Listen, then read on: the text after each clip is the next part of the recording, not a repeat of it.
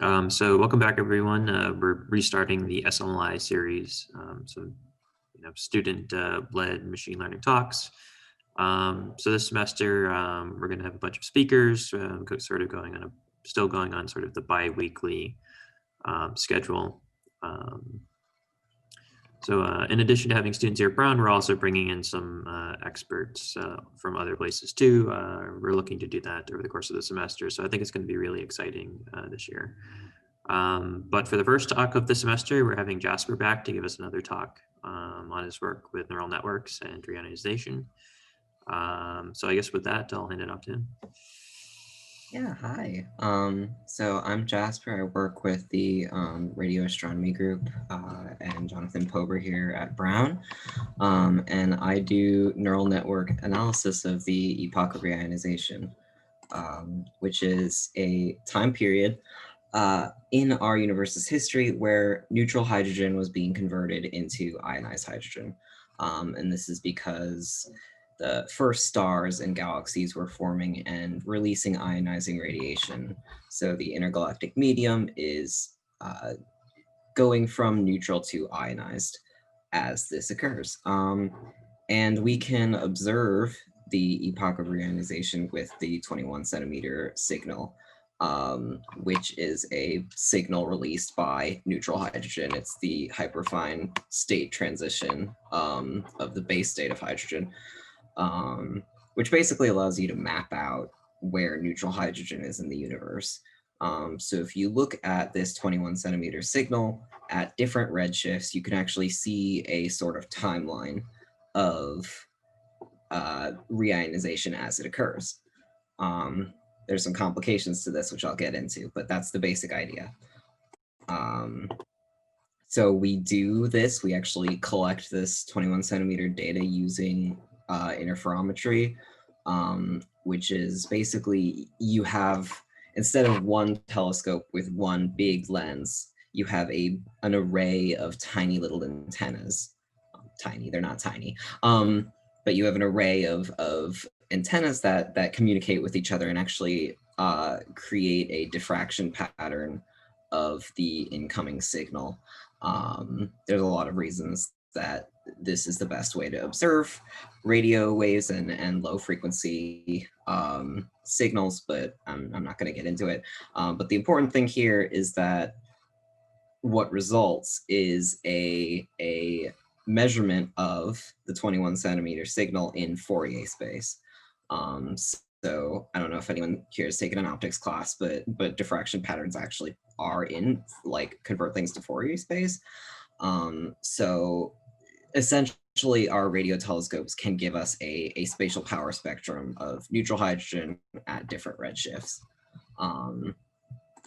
This creates a complication, which is that not only is this signal of the EOR of the 21 centimeter reionization signal, not only is it very low signal to noise, but also that noise is a noise in real space that is transitioned into Fourier space. So that creates a very sort of weird pattern and dependence on this, on spatial scales as opposed to other things. So essentially, it just means that noise is a lot more complicated than just sort of a little Gaussian pattern. And as a result, it can make extraction of information really difficult. So given that we have, an image with a bunch of messy physics and a bunch of noise, machine learning seems like a logical thing to apply, because that's kind of where it excels. Oh yeah, and because of this messiness, basically, we don't actually know a ton about reionization currently. This is a graph of current constraints on its history. So we sort of know generally when reionization occurred. And that's kind of like, we have a really good lower bound because of like Lyman alpha forests and stuff, but like beyond that, it's pretty up in the air. And this is a graph of the most recent constraints on that.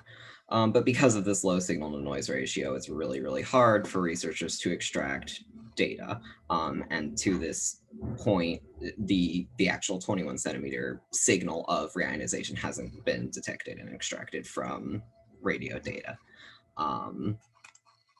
So, like I was saying, machine learning is the classic choice when confronted with a very, very messy problem that you just want to predict some values out of, right?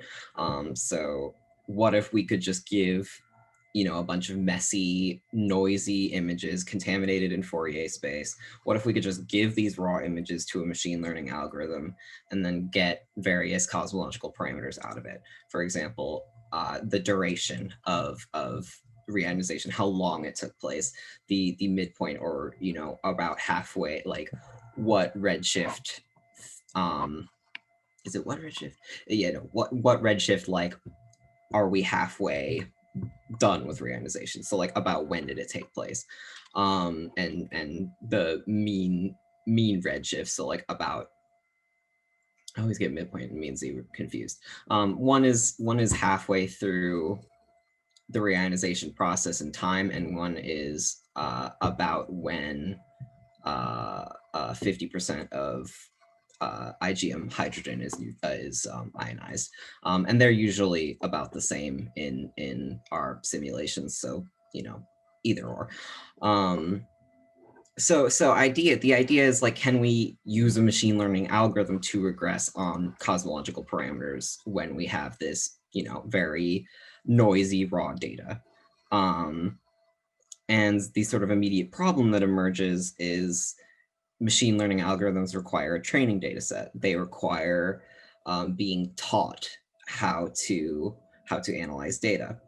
We don't have data sets of reionization. If we did, it would, this problem would be pretty trivial. So to get a machine learning algorithm that knows how to classify reionization data, we need to train it on different reionization scenarios that we haven't observed. So what I'm doing right now is I'm training machine learning algorithms on simulated data.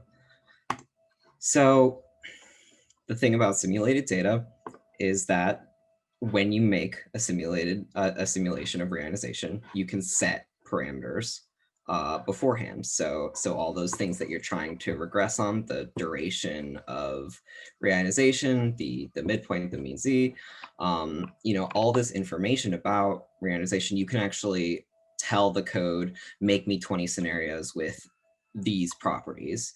And then as a result, this data set comes pre-labeled. So you can take this fake data.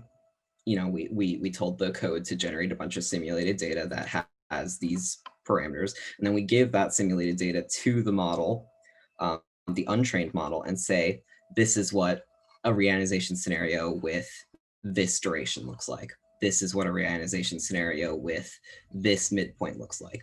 And slowly, as it does its machine learning thing, and I'll get a bit into the mechanics of that later, it starts to learn what features of these images relate to what parameters. Thing about this data is, if we're ever going to use it for real world application, this has to pretty much exactly mimic what we're getting from the telescopes, right? So it has to have the same signal to noise ratio, has to have the same, like, foregrounds, galaxies and radio emission sources in the way between us and the signal that we're looking for, has to have the same instrumental effects, and it basically has to be perfect. Otherwise, you're not, the prediction that you're getting out, you can't trust. Okay, I'm gonna get a little into, how we analyze images with machine learning algorithms specifically, because that's what I do. So a classic network is a dense network.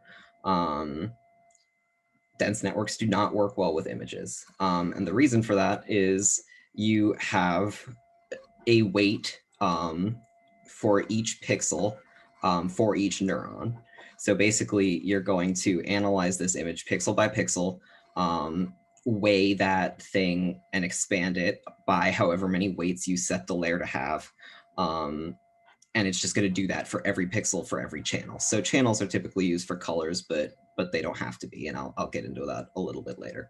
So you end up having this like compounded cube of information that becomes larger and larger with each layer. And that's a huge memory storage, and it's honestly just not necessary for most image recognition. It's untenably slow and untenably large.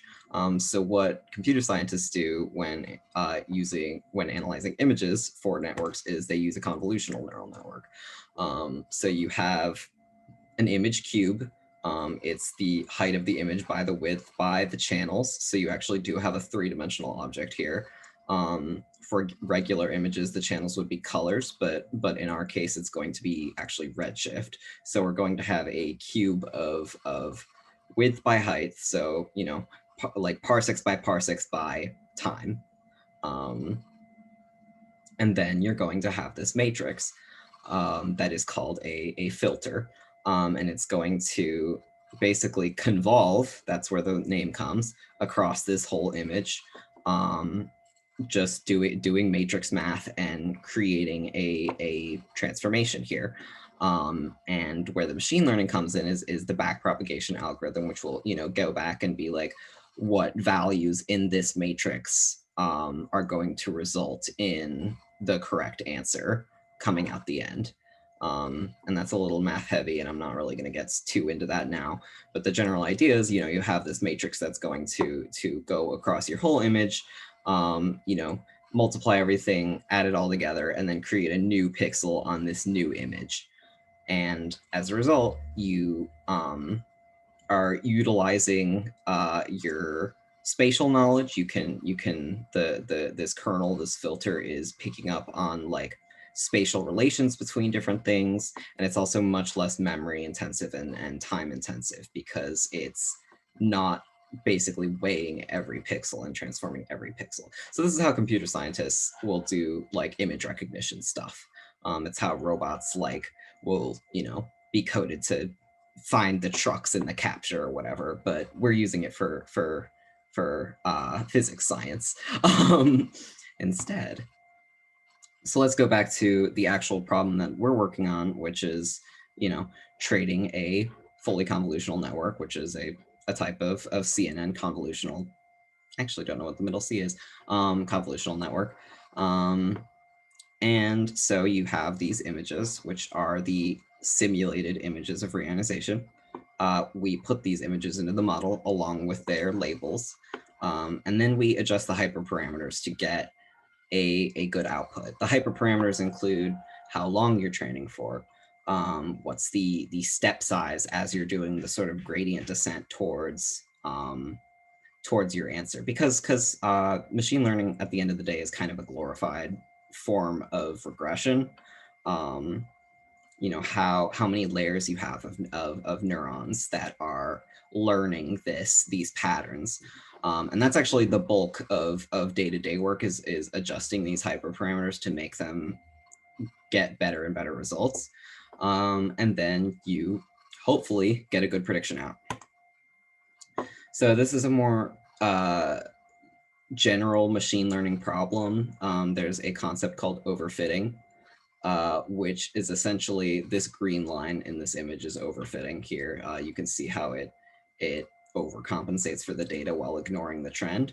You need to be really careful not to teach your data set that your data is perfect, basically. You don't want to tell your machine learning model, this is the only way things are ever going to be. Basically, you don't want it to learn too well, or else it'll lose the ability to generalize. So this is a problem that we have to work on with adjusting the hyperparameters of our model, and, you know, checking the loss curves and checking how it's learning. This is a pretty easy problem to fix. There's a lot of research about it. It's pretty, you know, standard machine learning stuff. The much more challenging problem, and honestly more important for use in physics, is the problem of propagating error through a machine learning network. There's, this is an ongoing research topic in CS stuff. There's a couple ways to do it, but they're pretty mathematically challenging and can be difficult for different types of networks, such as convolutional networks, because they're a bit more mathematically matrix dense than something like a dense network. EKF is extended Kalman filtering, which is kind of a technique that we were investigating in the lab to propagate error through networks.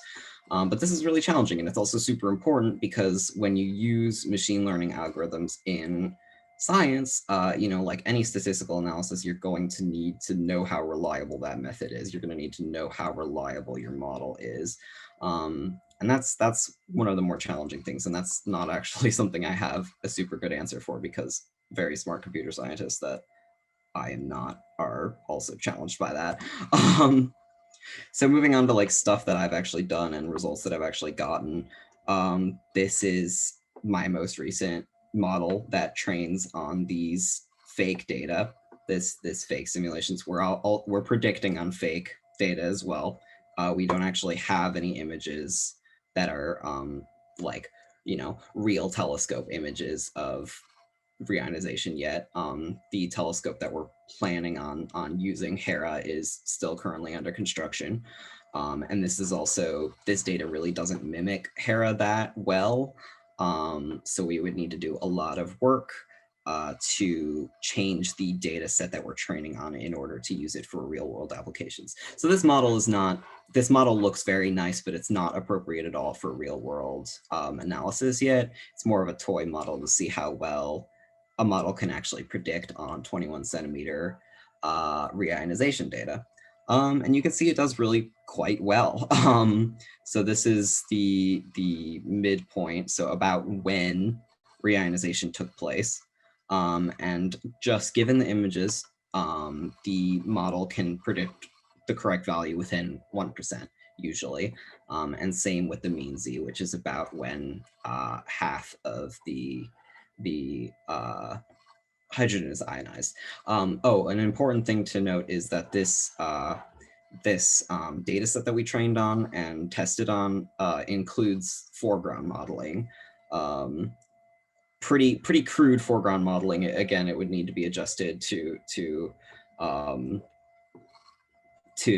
be used in real world applications. But what we can show here is that even with a ton of information removed due to noise, we could still get a really good prediction. It's a little less accurate when predicting on the actual duration of reionization, so like the actual length at which reionization took place. And then finally, this is just a loss curve. This is, for anyone not familiar with machine learning stuff, this just basically tells you when your machine learning algorithm is done and whether it's overfitting, which is learning the data set too well so that it can't generalize. And this is a good loss curve. If it were to go back up, that would indicate it's overfitting, but it's not. So this is a good thing that it's also leveling off. I hope I'm not taking too much time here. I want to be cognizant of everyone's time, so stop me if I go over.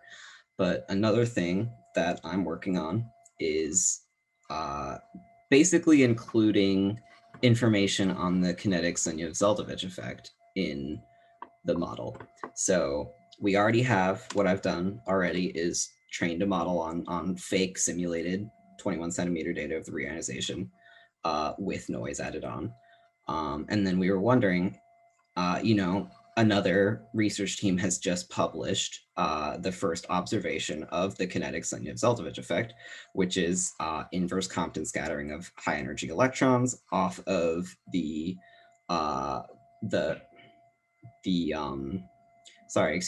it's low energy CMB photons scattering off of high energy electrons. And the reason that this is interesting for reionization is that as reionization took place, there was a large bulk motion of electrons because they have to go somewhere, right? We're ionizing a bunch of hydrogen. There's just a bunch of electrons moving during this time period. So we can actually look at the CMB and the secondary anisotropy, you know that word, anisotropies, excuse me.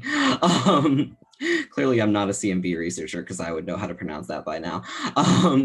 You can look at the distortions, there we go, the secondary distortions in the CMB caused by the bulk motion of electrons during reionization.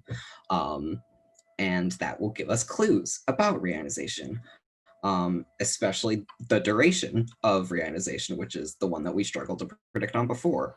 So what if we trained a model on both? Could we get more accuracy out of that? So that's kind of the research question I've been doing for the past year, and I still don't have a satisfactory answer. So spoiler alert for the end of this talk.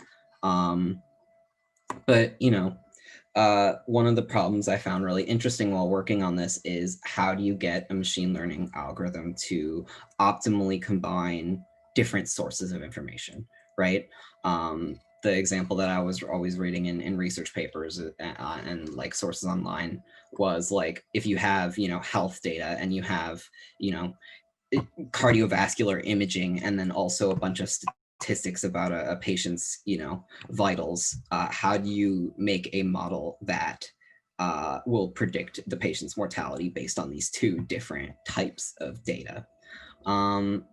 And honestly, I haven't found a lot of research that like conclusively answers this for me, especially with convolutional neural nets. Honestly, if anyone has experience on this, please get in touch because I'd love to talk about it with you. But like the general idea, you know, if you break it down, is if you have multiple inputs, this could be more than two. I just use two for clarity. You somehow weigh or transform them, and then you combine them into a single data object, and then, you know, train and predict on that. So like one possibility that we considered was to literally just use three different models.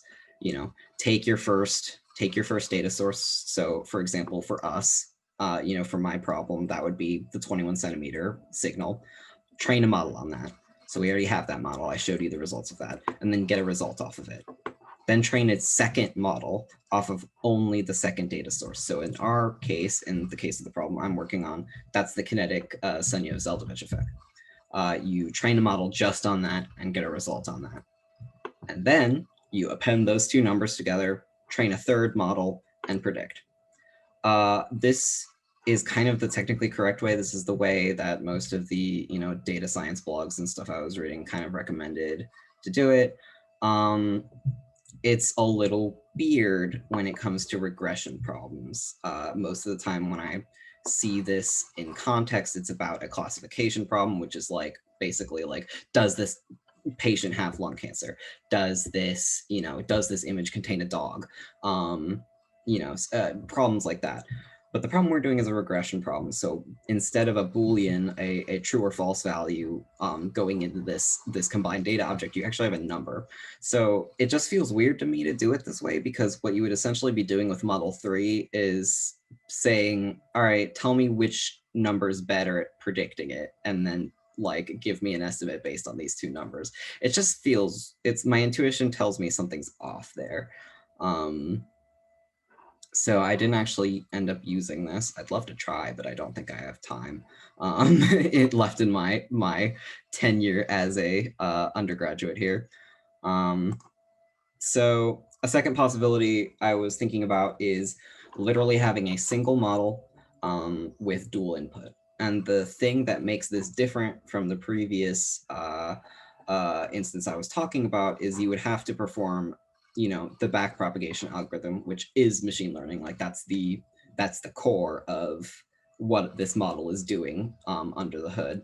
You would have to figure out a way to do it across this sort of divide. You'd have to figure out how to back propagate, you know, across this appending these two together, which might be mathematically easy, but might be mathematically hard, honestly. I'm using Keras, which is an API of TensorFlow. This is getting a little into the weeds, but basically I'm using a very simplified Python API that does a lot of the heavy lifting, the mathematical heavy lifting for me. So I would probably have to honestly rewrite my entire model in a more fiddly language to manually control this if I wanted to try this. But I feel like this could be really interesting to look into. But yeah, I don't have the resources or time to right now, unfortunately. And then yeah, like how best would you combine these? Are you just gonna append them? Would you weight them? Would you, I don't have the answers, but like I'm interested in this. And this is actually what I ended up doing.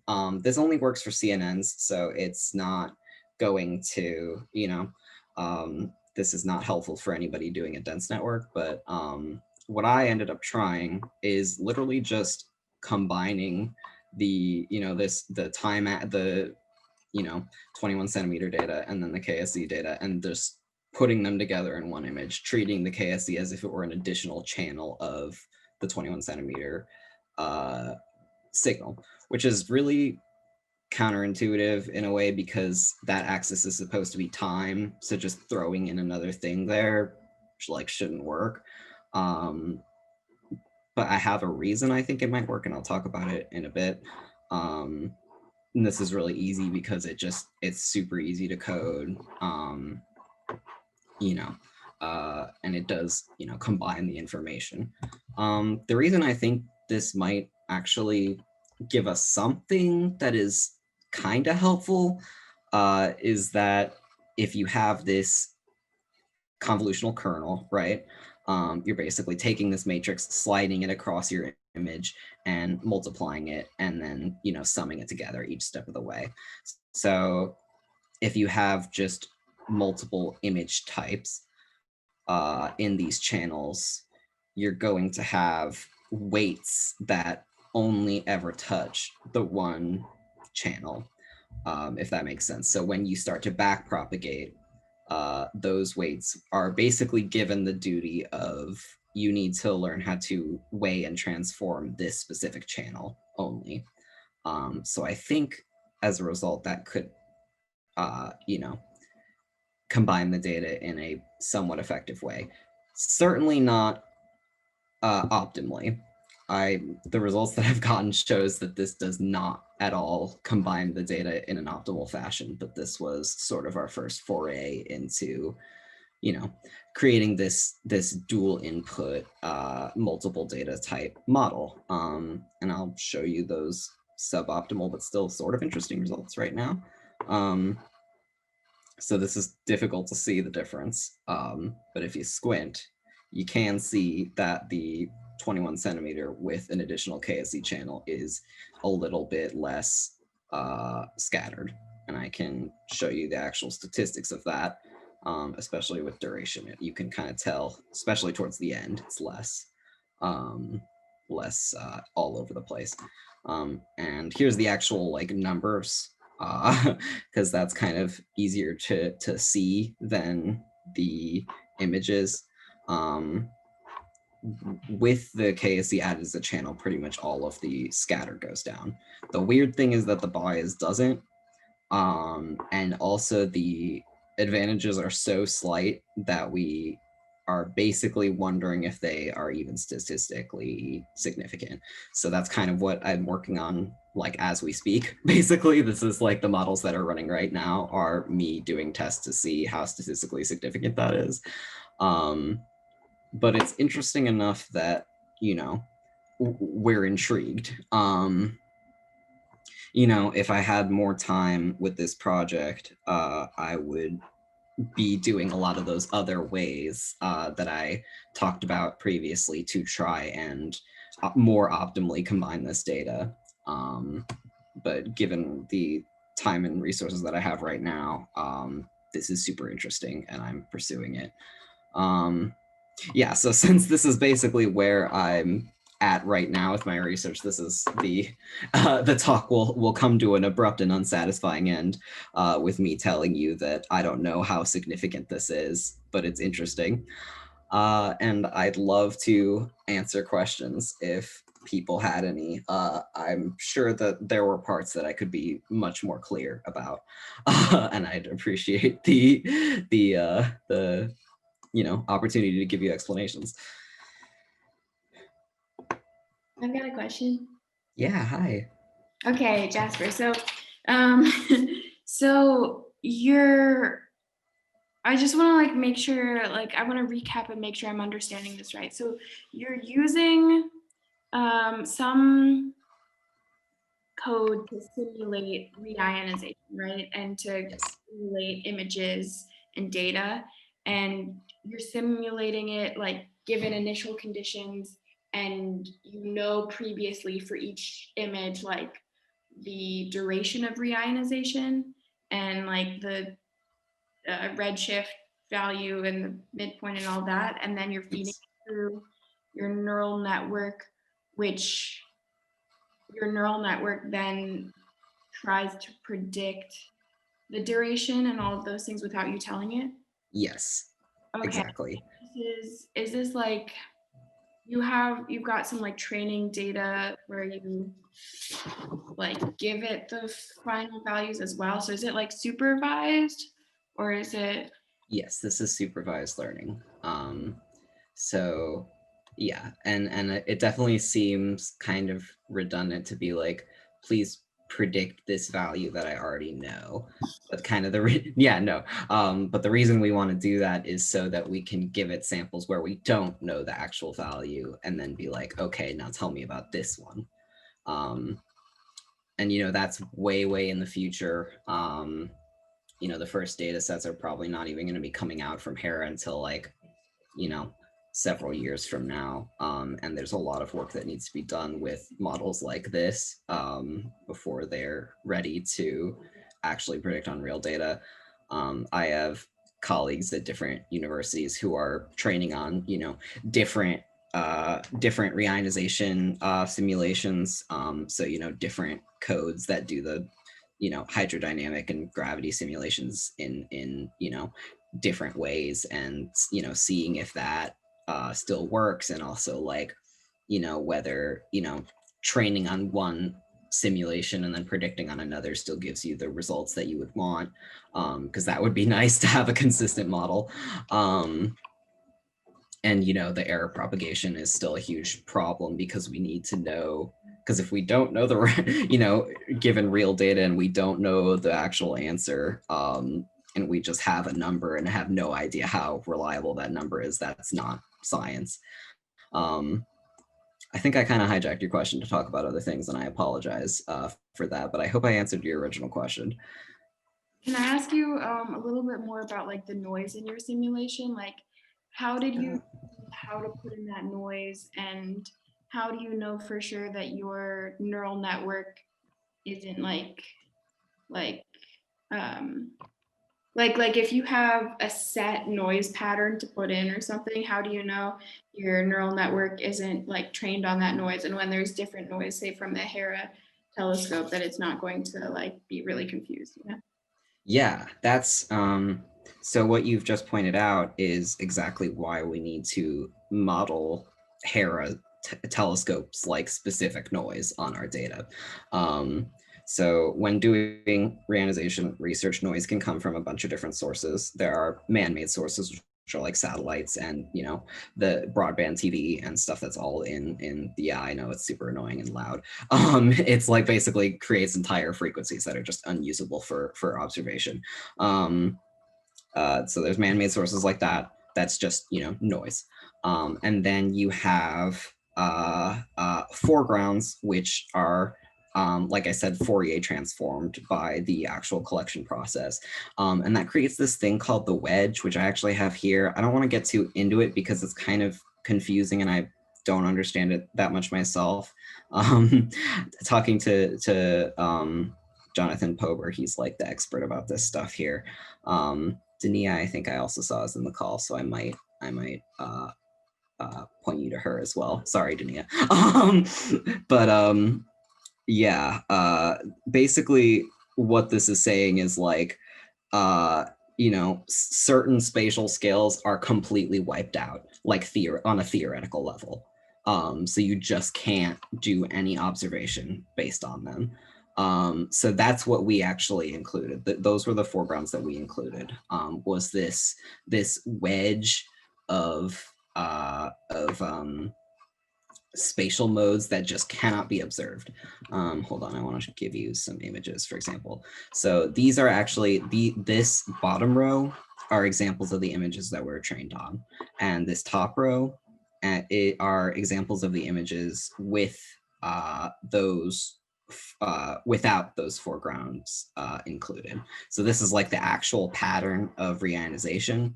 And this is what we're looking at with the wedge of those spatial modes basically just completely removed. So that's only one type of noise that we would encounter. So you're absolutely right in saying that like this noise is not like correct, right? This is not the noise that HERA is going to observe.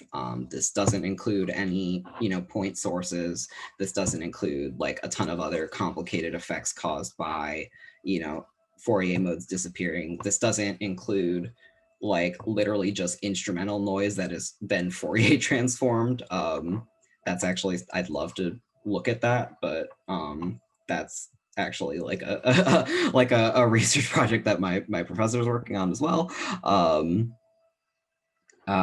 Yeah, so long answer short, we included noise that theoretically has to be there based on how we collect the data, but I didn't include models of other types of noise that would be present. So it's interesting that it still does this well with this huge information loss that is that wedge, but we would still like to do more noise modeling. Again, I'm not sure I answered your question, but I hope I did okay. Yeah, no, that was really interesting. Thank you for asking questions. I appreciate it. Do we have any last questions from anyone else? Okay. If not, I guess we can conclude. Thanks, Jasper. We definitely appreciate you coming to give an update on your research. I appreciate being invited, and thank you all so much for coming in and listening to me. And I hope I was entertaining and interesting. That was a great talk. Thank you again. Yeah, so I guess with that, I guess we'll conclude today's meeting.